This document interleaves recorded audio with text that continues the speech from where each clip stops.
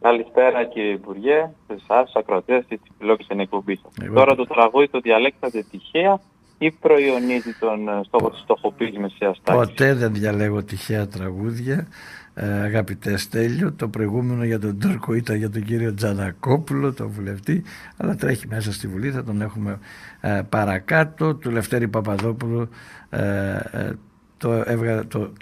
το προγραμμάτισα για τον βουλευτή του Πασόκα από τη Λέσβο, καταγωγή από Λέσβο, Λευτέρης Παπαδόπουλος. Και τώρα εσύ συνομική και θα με παραξένευε αν λέγατε κάτι διαφορετικό και δεν το είχατε μελετήσει. Έτσι, για να δένει και να έχει ταυτότητα μια συζήτηση και μια εκπομπή, έτσι πρέπει να είναι, δεν πάει να είναι playlist. Λοιπόν, τώρα, Στέλιο, είναι μεγάλες οι διαφορές σας με το κυβερνητικό νομοσχέδιο για την φορολόγηση των δικηγόρων και ποιες είναι οι βασικές σας? Έχουμε διαφορές νοοτροπίας, αξιακές αν θέλετε, και διαφορές κατεύθυνσης.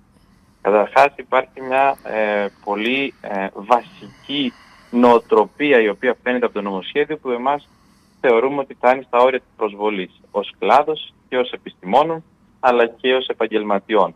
Και αναφέρομαι σε λήψη οριζόντιων μέτρων που προϊονίζουν ότι οι δικηγόροι ως στη λειτουργία της δικαιοσύνης είναι φοροφυγάδες, απριόρι.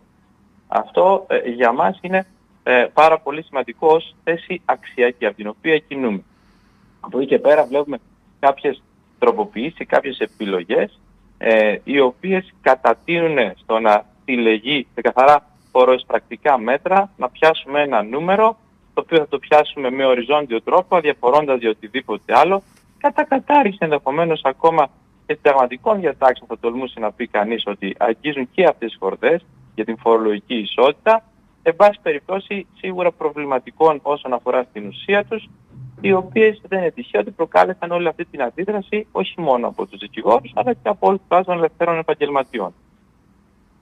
Αν θέλουμε τώρα να πούμε σε περισσότερες λεπτομέρειες, νομίζω ότι την γενική εικόνα των μέτρων λίγο πολύ η κοινωνία την έχει στο μυαλό της. Με μεγάλη αφαίρεση μπορώ να πω ότι έρχεται μια λογική εισαγωγής τεκμηρίων και μάλιστα σε μια εποχή όπου ήδη με την τροποποίηση του κώδικα φορολογικής διαδικασίας από το 2013 υποτίθεται ότι ως χώρα κάναμε βήματα εμπρός ακολουθώντας τις προτάσεις και τα πορίσματα και τις αν θέλετε συστάσεις του ΟΣΑ, καθιερώνοντας σύγχρονα εργαλεία ελέγχων, σύγχρονες πρακτικές ελέγχων όπως είναι σε όλες τις προοδευμένες φορολογικά χώρες, ας μου επιτραπεί η έκφραση αυτή, και βλέπουμε και ένα πισωγύρισμα θεσμικό αν θέλετε προς την νοοτροπία αλλά και προς τον τρόπο που θέλουμε να πετύχουμε το διαχειρισόμενο αποτέλεσμα που υποτίθεται ότι είναι η πάταξη της φοροδιαφυγής. Και για να το εξηγήσω να γίνει λίγο πιο σαφές, ήδη με την επιβολή και την ψήφιση του νέου κώδικα φορολογικής διαδικασίας, ο οποίος ισχύει από το 2014, σύντομα δηλαδή, πολύ μικρό το χρονικό διάστημα για να δούμε και να έχουμε μια αποτίμηση, αρκεί να πούμε ότι τώρα μόλις αρχίζουν να φτάνουν στα δικαστήρια οι πρώτες αμφισβητήσεις αυτών των τεχνικών, για να έχουμε μια πλήρη εικόνα και μια αποτίμηση. Τι έλεγε και ο κώδικας?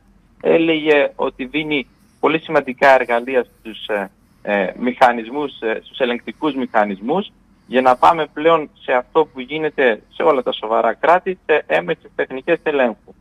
Ένα παράδειγμα για να μπορέσουν να αντιληφθούν οι ακροατές τι σημαίνει έμεσες τεχνικές ελέγχου. Σημαίνει ότι πλέον αποκτά πρόσβαση στους τραπεζικούς λογαριασμούς, για παράδειγμα, αλλά και σε όλα τα περιουσιακά στοιχεία, αν θέλετε, ο ελεγκτικός μηχανισμός, ώστε με αυτόν τον τρόπο να έρθει και να δει τι δηλώνει κάποιος, τι περιουσία έχει και αν από τη δηλώση μπορεί να δικαιολογήσει την περιουσία αυτή. Αν δεν μπορεί να την δικαιολογήσει, τότε πρέπει να φορολογηθεί για το υπερβάλλον. Κάτι πολύ λογικό και κάτι πολύ εύκολο πλέον με το μέσα που διαθέτουν. Ανταυτού έχουμε ουσιαστικά μια πανηγυρική ομολογία που δεν μπορούμε να ελέγξουμε, δεν μπορεί να λειτουργήσει ο φορολογικός μηχανισμός και εγώ πάω σε οριζόντια μέτρα. Αυτό είναι μια... Αν αυτό το λέγαμε και το κάναμε πριν από 20-30 χρόνια, είχε νόημα. Είναι δυνατόν να επανερχόμαστε στα ίδια μέτρα, στην ίδια νοοτροπία και στην ίδια φιλοσοφία και τώρα που υποτίθεται ότι το κράτος έχει οργανωθεί, έχει ψηφιοποιηθεί, μπορεί να διασταυρώνει και οι ελεκτικοί μηχανισμοί είναι ισχυροί? Μήπως όλα αυτά ήταν μια προπαγάνδα αέρας ή μήπως υπάρχουν οι μηχανισμοί αλλά δεν τους ενδιαφέρει γιατί θέλει να μαζέψει 600 εκατομμύρια όπως έχει ανακοινώσει, να τα έχει στο ταμείο γιατί τις λείπουνε για να δημιουργήσει το δημοσιονομικό ισοζύγιο που θέλει? Νομίζω ότι το ναι θα πήγαινε και στα δύο σκέλη της ερώτησής σας. Αφενός μεν είναι ομολογία αποτυχίας λειτουργίας των μηχανισμών αυτών όπως πρέπει, με πολιτική ευθύνη, και αυτό είναι το σημαντικό, αυτό είναι που βλέπουμε, γιατί έχουν τα εργαλεία.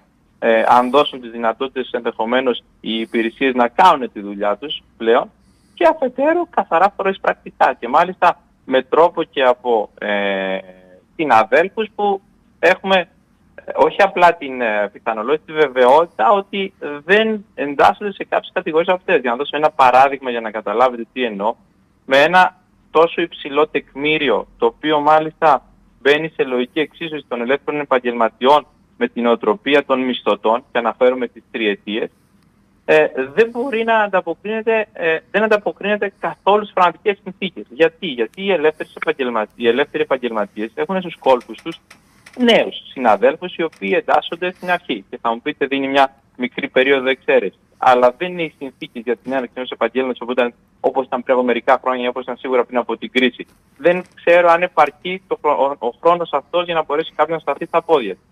Έχουμε εκτός από τους νέους μια σειρά ανθρώπων οι οποίοι περιμένουν να συμπληρώσουν το όριο, να συνταξιδοτηθούν χωρίς να ασκούν πλήρως το επάγγελμα. Απλά να μπορούν να βγουν στη σύνταξη. Έχουμε επίσης μια πολύ ευαίσθητη κατηγορία κυρίων γυναικών συναδέλφων, οι οποίες πρέπει να στρέψουν την προσοχή τους, αν θέλετε, και στην οικογένεια και στο σπίτι, ή αντιμετωπίζουν διαφορετικές συνθήκες εργασίας. Όλες αυτές είναι οι κατηγορίες που δεν εντάσσονται σε αυτή τη λογική. Και κυρίως θα πρέπει να ξέρουμε ότι έχουμε και πολλών ταχυτήτων άσκηση των ελεύθερων επαγγελματιών. Δηλαδή όλα αυτά τα μέτρα έρχονται και επιβάλλονται στην ατομική επιχείρηση, στο άτομο ελεύθερο επαγγελματία, και δεν ακουμπάμε καθόλου τις εταιρείες. Τα μεγάλα εισοδήματα αυτή τη στιγμή, αν κοιτάξει κανείς ειδικά στον χώρο των δικηγόρων, τον οποίο μπορώ να μιλήσω, είναι οι δικηγορικές εταιρείες. Όπου εκεί έχουμε ένα πολύ χαμηλό συντελεστή και που δεν μας αγγίζει τίποτα από αυτά.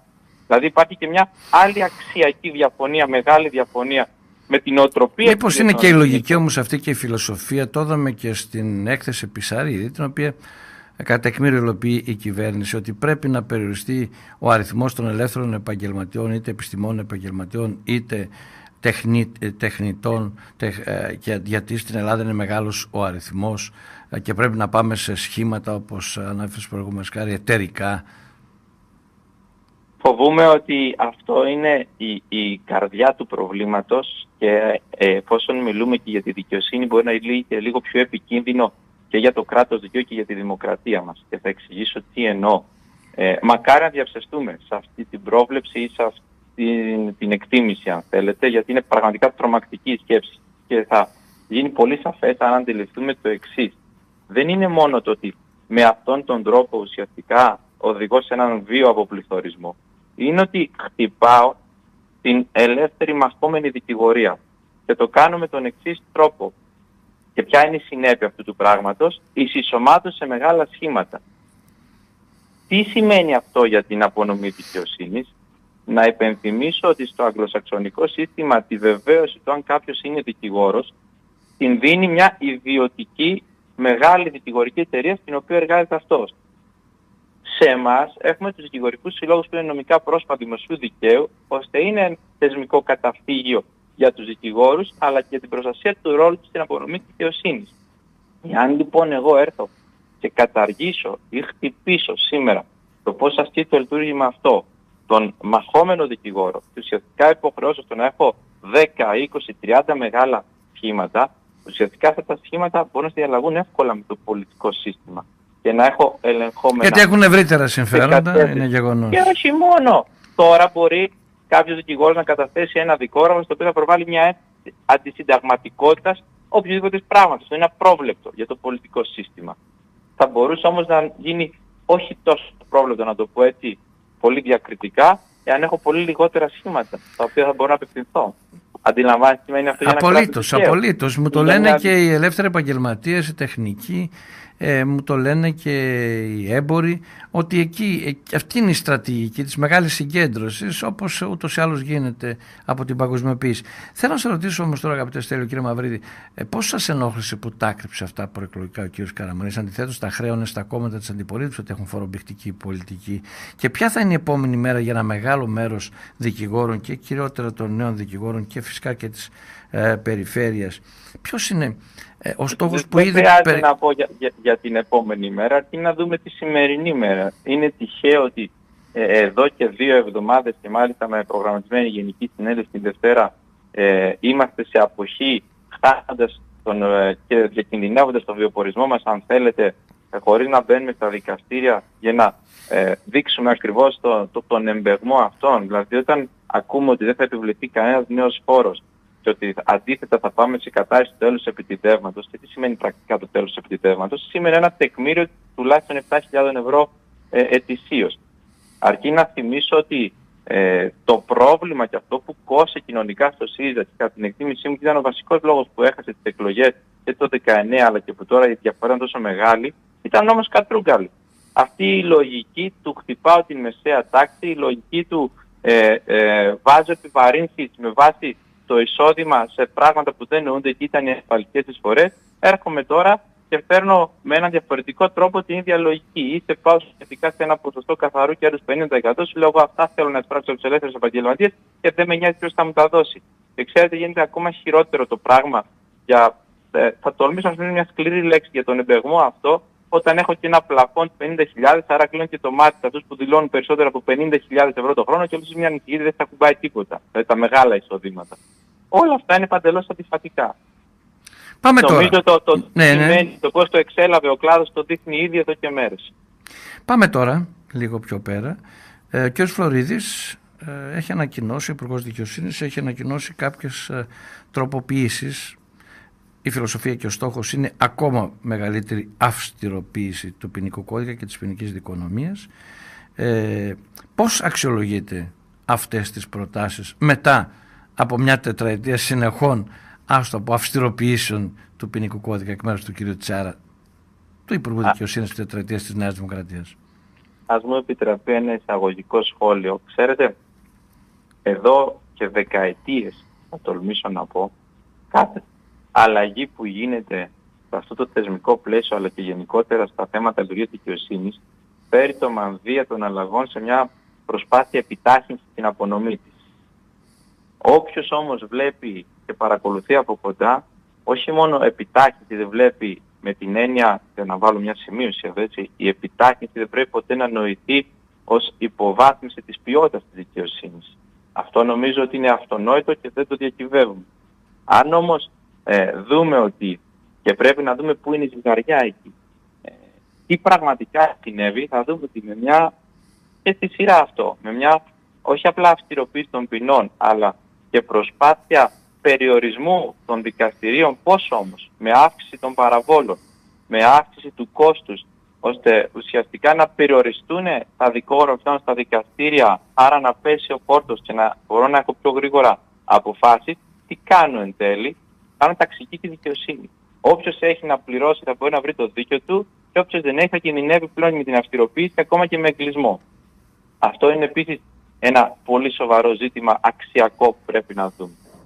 Από εκεί και πέρα, για να μην είμαι όμως μηδενιστής, διότι θα πρέπει να είμαστε και δίκαιοι, υπάρχουν κάποιες προτάσεις του Υπουργού οι οποίες είναι αναγκαίες και είναι η σωστή κατεύθυνση. Όπως για παράδειγμα η αύξηση του ορίου εισαγωγής στη σχολή δικαστών.